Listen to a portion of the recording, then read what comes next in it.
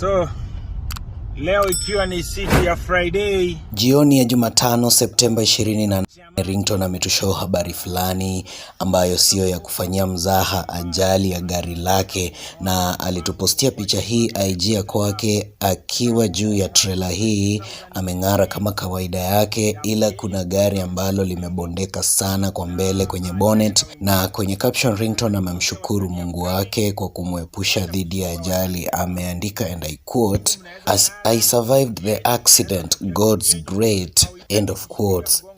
And other than hii picha, hajapost picha yoyote ya scene of accident. Hajasema ilikuwaje ikatokea hiyo gari au hilo gari likapata ajali, na hajatueleza iwapo alikuwa ndani au alikuwa without. Ni gaps kibao tu, hadi watu wengi kwenye comment section ya kwake wanadhani Ringtone ni music video fulani ana shoot, au ni clout anafukuza kumarket song yake na Rose Muhando, project ambayo alikasirishwa nayo sana baada ya Wakenya kutoipenda jinsi wanavyo zipa project za Bahati na Willy Paul more love na more support pale YouTube, na akatumia tu mbinu kadhaa kuipa project hiyo views, including kusema kuna mtu anajaribu kuifuta YouTube, na mpaka sasa wimbo wenyewe haujafutwa. Yani imebakisha watu tu wakienda kuangalia na kuconfirm iwapo project yenyewe imetupiliwa mbali na YouTube after ile copyright claim ambayo mtu fulani aliplace. This stand,